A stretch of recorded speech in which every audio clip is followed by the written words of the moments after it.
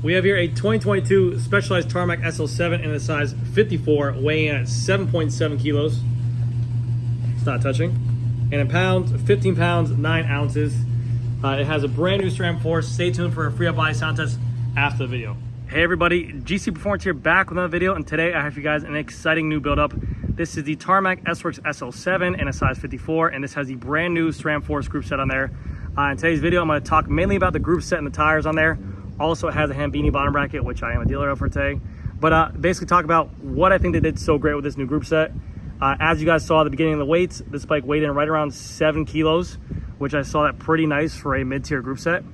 Talk about the changes they made to this group set as well. And also, I posted this bike up on Instagram. I got a ton of feedback. People were loving the white walls. So I'll go into a little bit about these challenge tires, the Criterium tires on here with the white sidewalls. Really good the bike, a great aesthetic look to it, but also talk about the features and benefits of them because you guys had a lot of questions. So I will touch base on there. The bike itself, you guys have seen a ton of Tarmac SL7s on here, a lot of SL7 content. You guys know how I feel about the bike. I think it's a great bike. This is the warranty frame, the black and the white frame here. We had one here for a customer and he just backed out and got his frame fixed, so we just went ahead and ate the cost of the frame, and then we were able to sell it to a customer who really liked it. So I do like this paint job a lot. Classic black and white. It is exclusive to get to only to warranty customers. So when you do see these bikes on the road, they're not something you can buy OEM. Love the wind. The wind is always working with me for these days. But yeah, it's a great looking black tie event kind of bike. It looks very, very sleek. So yes, so let's talk about this SRAM Force group set. This is the newest revamp to the group set. So if you guys are wondering, the price stayed the same on the group set, which I do kind of like. It's $2,600 for a full group set. That is a great thing that they did. In the world of inflation right now, to keep a price point very similar, I think that's a great move. I would like to see it even cheaper, but that's neither here nor there. Big upgrades on here are that the Chameleon SRAM chain and the Chameleon SRAM cassette, that rainbow one right there, those are actually now red components, but they are sold with this group set because it has this new kind of rainbow flare to the Force group set. You have it on the rear derailleur, you have some on the front derailleur, you have some on the crank arms, but this is a red, which I'll talk about in a second.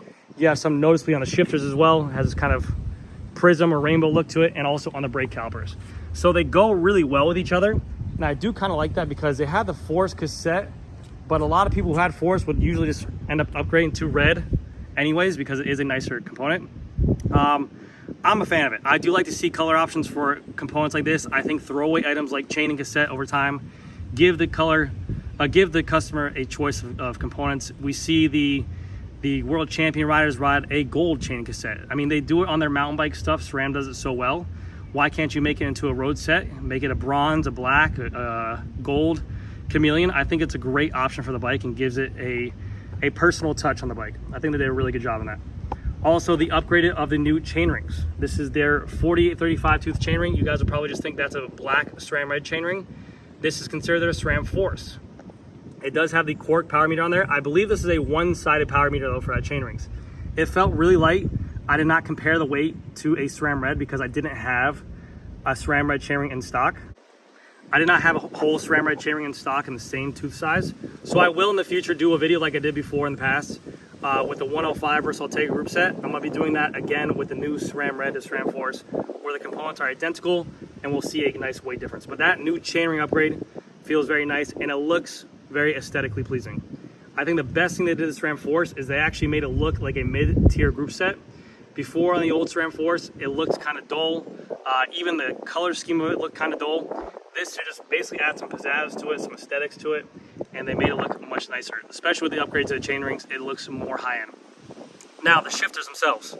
They had a whole redesign for these shifters. They took the old SRAM Force design, which had these bulky bulky hoods that the SRAM Red still has now, and they changed it to the more sleeker, smaller, more ergonomic shifter that's pretty much, I'll just call it what it is. This is identical to the SRAM Rival hoods that are on there. I think in every which way, it's the exact same shape of the SRAM Rival hood, but people are liking that. This is a very similar feel to like a Shimano hood, smaller, a little bit better form fitting. You have your bleed port here, and also with this being smaller, you're able to make it lighter. The only thing is that they do not have a place to plug into your blips, so they are going to be coming out with that new wireless shifter, which I think is out already. but they don't have them available for me to order. But so they're getting rid of the plugins for the blips, and now they're just gonna make a wireless shifter on here now for the SRAM 4 stuff. But other than that, same blade is a carbon fiber blade for SRAM 4s, same shifter actuation, same shift quality, same speed, same everything. Everything has stayed the same on there. That's a good thing. So what I'm saying is, they did a really good job on the new SRAM 4s, but you don't need to go out and buy a whole new SRAM 4s kit if you have the old stuff, because it's not going to be that much different. It's that same shift that you know and love. It's a 2x12 system still. You can also get a 1x12. It shifts very smoothly. They did make some updates to the SRAM 4's front derailleur, I heard as well. I heard that they made it less chain droppy. They kind of fixed some of the stuff on the inner cage to make it so it doesn't drop the chain as much. They really want to tackle that, so I think they did a good job there. I would like to see them kind of put a spectral flare on this front derailleur too. I think they kind of missed the boat there, but it is what it is. In terms of aesthetics, it looks very clean, and I like it a lot. I think they did a good job. Very good job there. So, on to the next point, we have the new Challenge tires that you guys can see here. A handmade tire in Italy.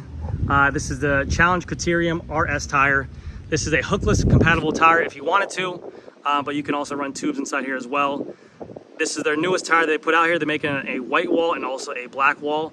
I believe the white wall you can go up to about 85 PSI, whereas the black wall you can go up to about 98 PSI that I saw on the black ones inside. Don't know why the difference is there. They have these on the 700 by 27C, which is equivalent to a 28C tire. And then also they make a 25C tire as well. One thing that I can say about these tires, super nice quality, attention to detail. I've got some feedback from guys I sold these tires to. They've been selling like crazy since I had them. They perform very nice, similar to a Specialized turbo cotton tire. Very smooth, little rolling resistance. You have the similar tread pattern to here as well. Smooth in the middle with the tread on the outside right here for a good Criterium grip. That's why they're a Criterium tire. The only thing I will say, the biggest downfall I can say to these tires is the ease to put them on. I did a video recently where I said, who's your daddy? For me putting on Continental tires onto a Reynolds wheel, because that was one of the most challenging wheels to ever do. This tire right here, I got so many comments in there saying that the Challenge tire was harder, and I didn't put two and two together until I got it in my store. This tire right here is the most difficult tire to put on in the world. Tubed or tubeless version. This right now has Pirelli tubes inside there. I've also done tubeless. When you put this tire on the rim itself to prepare for it to install, it is so tight on there that it literally looks like a tubular against the rim. It looks like you glued on a tubular tire to the rim. It is very tight fitting. Benefit to consumer is you're probably going to have no leaks and no problems making these things into a tubeless version, because there's going to be very little room for air. They're going to hold air really well, and you don't have to worry about them coming off like a Pirelli or a different tire like that. Yes, it's a very tight fitting tire. I have now got really good at putting these tires on, and I can do it pretty much very quick. The first tire I ever had, the first time putting this on, I had a very rough time doing it. But I got more and more used to it. I got pushed the tires to the middle of the wheel, and we made it much better. But these tires are in stock here. They are a great tire. A lot of people use them for races. They make also non-hookless wheel tires as well. But I do like the aesthetics of the white wall, and also they are a very high premium tire, so I do like them a lot. And the last thing on this bike that I think is really cool is the bottom bracket right here. This is my first ever sale of a Hambini bottom bracket in my store. This is a threaded BSA bottom bracket for a SRAMmed up spindle right here. It looked very nice with the bike. I think it matched the aesthetics of the bike really well, like kind of this glossy black look on here. It looked very clean. Kind of more bulkier than the normal traditional ceramic speed or anything like that, but it has the finished quality on Hambini stuff. I have to give it where credit's due. His stuff in terms of tolerances, in terms of how well it's made and not have any issues. The threads were perfect. The bottom bracket was perfect. You have a nice piece of alloy or material inside there for sleeve to make the bike stiffer in that bottom bracket area. There is no worrying whether or not it's going to work really well, and you're always going to get the same output from it because of the fact that he's making them all himself pretty much. It's not being mass produced. The bottom bracket would look great, and it spins very freely. Absolutely love it, and the customer is thrilled about it too. I got the bottom brackets in, and as soon as I got them in, I sold this one, and I sold one to a Scott for a press fit bottom bracket BB86. But very happy about it, and I think they came out really nice. Oh, also for the SRAM red crank arms, the reason why I went SRAM red on here is because of the fact that the SRAM Force, I had this whole group set in stock. The only thing I was waiting on was SRAM Force crank arms. So the customer just basically said, go ahead and put the SRAM red on there. It's a little bit lighter, I believe, and also the aesthetics match pretty well with it too, so it's not that big of a deal. But the SRAM Force crank arms are more of a gloss with the black and the spectral on there. But the bike is phenomenal. So I'll run through the rest of the specs on the bike real quick. The Revol Rapide wheels, the CLX. These are the twos. They can be a tubeless option. They do have the new ceramic bearings inside of here. These are DT Swiss ceramic bearing inside of here now. They do have the Revol hubs with DT internals inside. The CLX also have a bladed spoke, and they are, like I said, tubeless ready. We did run with a 700 by 27 Challenge Criterium RS tire front and rear with a Pirelli TPU tube in there, the black valve, super lightweight. This tube compared to a this tube compared to a butyl tube, a rubber tube, save you 70 grams for the front and 70 grams for the rear. You're saving a total of 140 grams there for a swap out of these tubes. Also, the ride quality is super nice as well. Very, very comfortable on this thing, and it feels like you're riding very little resistance. Super nice tubes. I can very well vouch for them. Any one of those TPU tubes, they're really, really nice. We went with XTR rotors on here as well for the black and silver because we thought the aesthetics looked very nice. There's no issues on there as well. They work really, really well for the tolerances of the brake calipers. No rubbing whatsoever. I chose to go with a round bar as well because of the fact that I like the aesthetics of the round bar. The customer also likes the round bar. I finished off with Supercaz Cush tape with no electrical tape on there. I think it looks really clean. The bike itself came with an S-Works stem, titanium bolt, and 100mm stem. We do also have the out front mount. Here's a little bit better shot of the SRAM Force, the spectral flare in there. We did go with a 0-degree seat post to give the customer a little bit more over the pedal feel to feel like you put out power. Really get above those cranks, in front of those cranks to be able to push down power, make it a little bit of a better fit for him. 160 front rotor, 160 rear rotor. Everything else on the bike I pretty much touched. Like I said, the main difference of why these bikes weigh so light: SRAM red cassette, SRAM red crank arms, the nicer chain rings as well. They did do a really good job with this bike. So that's gonna do it for this video, guys. Thank you guys again so much for watching. If you guys have any questions, let me know. I'll see you guys in the next video.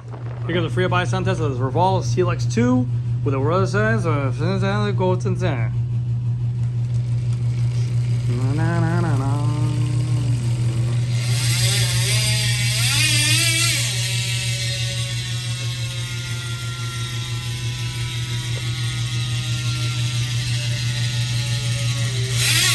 That's it, guys. Why you do the thing with a cassette.